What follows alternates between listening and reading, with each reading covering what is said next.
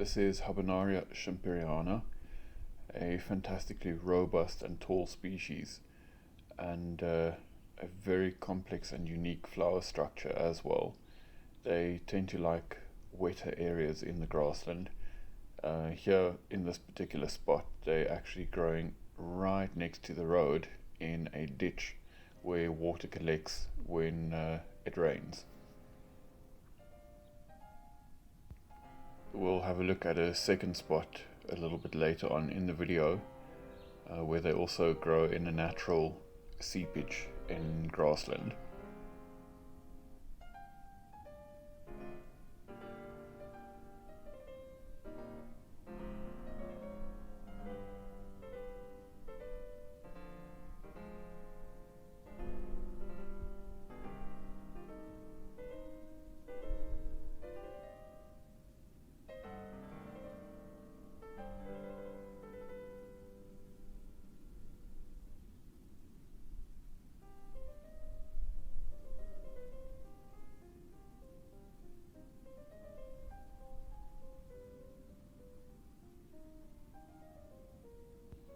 This is the second species of Nerine that's flowering now in the Highveld, within probably 100-kilometer radius of the central Highveld, and it's Nerine gracilis.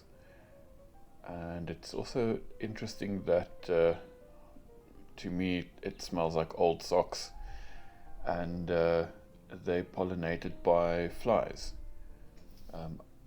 Bees also do go for them, but the majority of them will be pollinated by flies.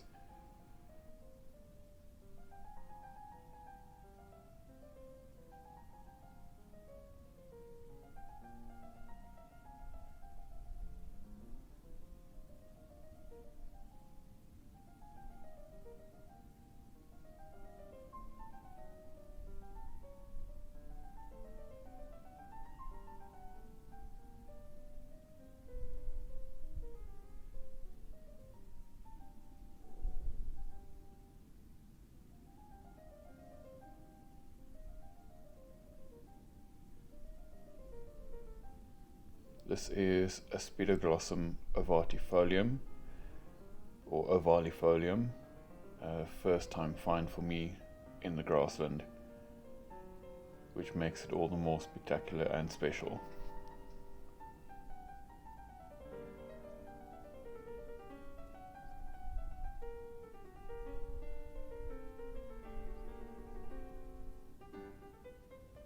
Here you can see the flowers up close, and the flower structure that gives them their typical look.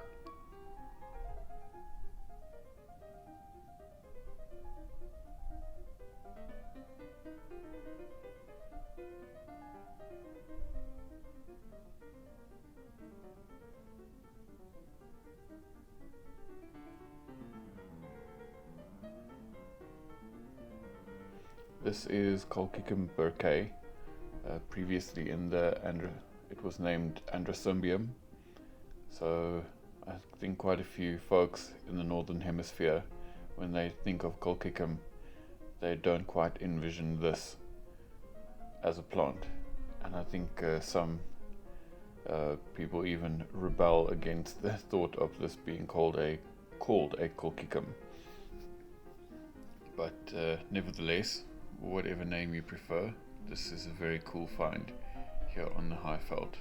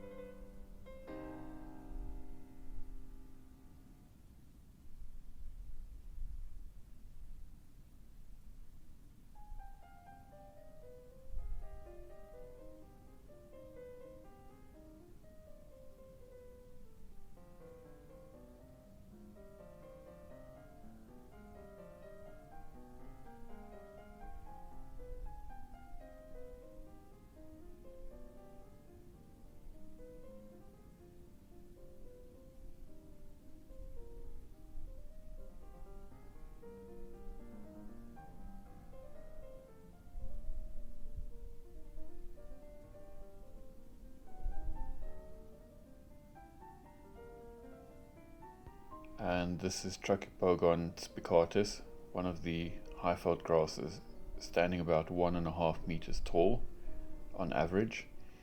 And normally I wouldn't feature a grass, but I think this one, with the yellow orange pollen visible like this dancing in the wind, is absolutely worth a mention.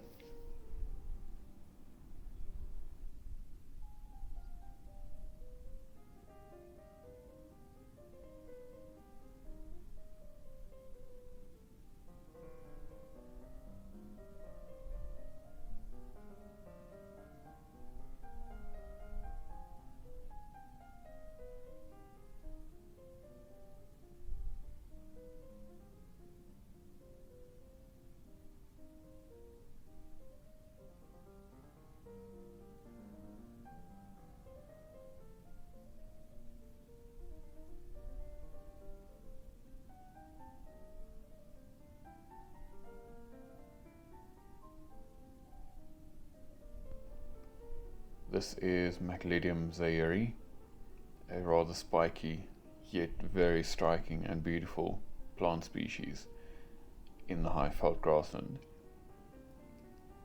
Once they've done flowering and shed the seeds, the outer bracts will sort of turn into a hard skeleton and last throughout the winter months that's dry without any rainfall.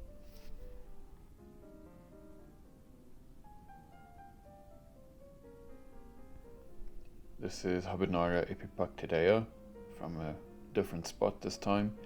Flowers having a slight more yellow undertone, and you can see those little elephant faces that gives them a very unique and animated look.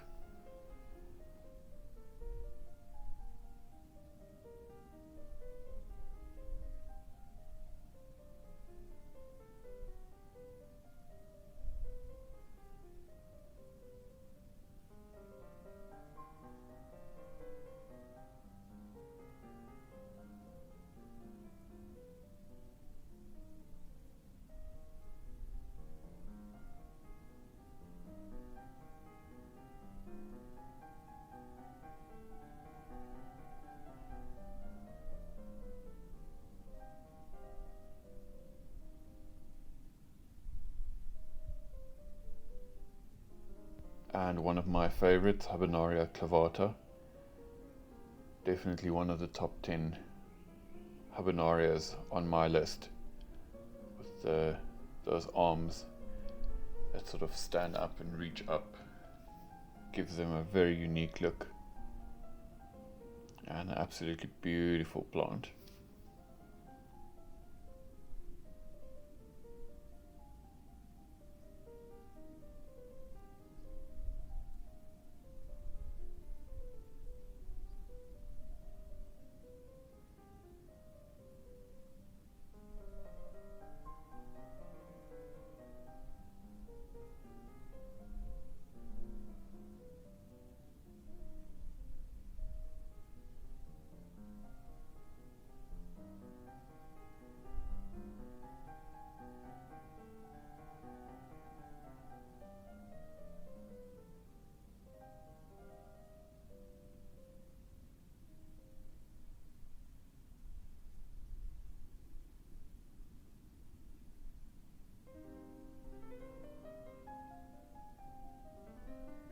Here you can see one of the flowers that basically just opened on this day, so those arms are still a bit recurved, and there you can see as they stretch out, they almost look like cattle horns.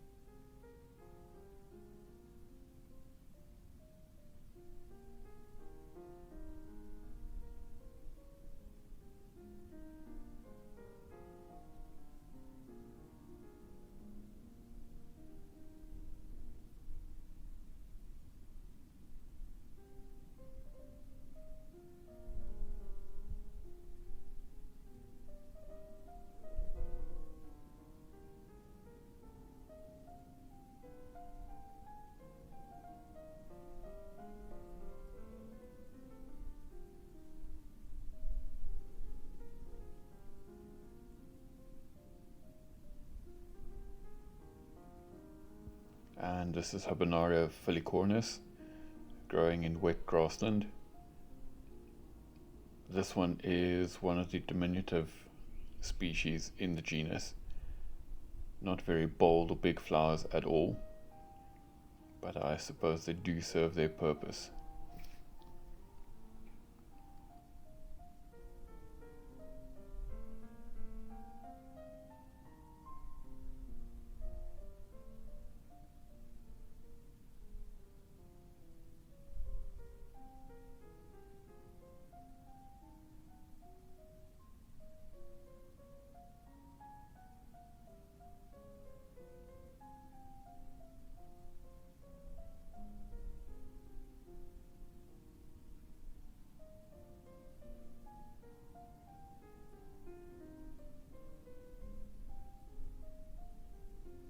And here's Habenaria champeriana again at the second spot in a natural seepage. So one walks in the veld and it's fairly dry, and then all of a sudden the soil starts to become more damp until it actually becomes wet, and you've just got a thin layer of water sitting on top of the soil surface. I suppose you could call it a fountain of sorts as well. And then these just grow in that wet area.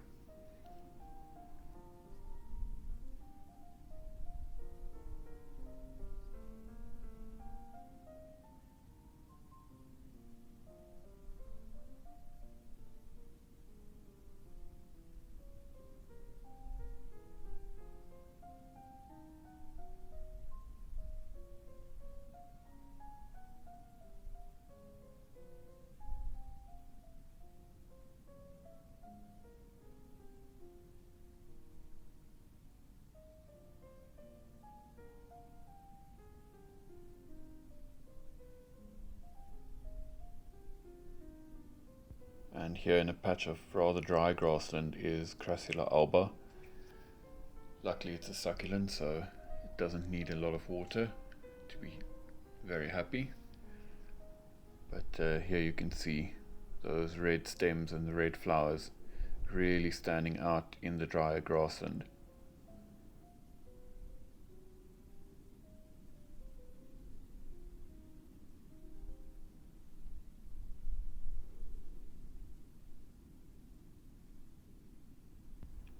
And this is Epitoxus amazola, a really beautiful moth. I've seen them on the eastern escarpment in large numbers. This is the first time on the central Highveld that I was lucky enough to spot this beautiful moth.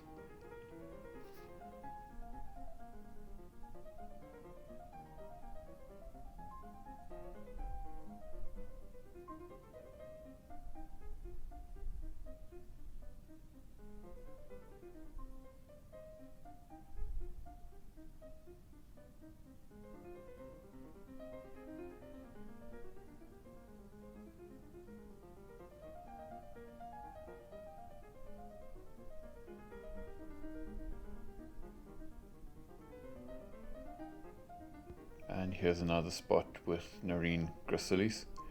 This is probably about 50 kilometers away from the first spot that you saw earlier in the video. And this spot, they do seem to grow in large numbers.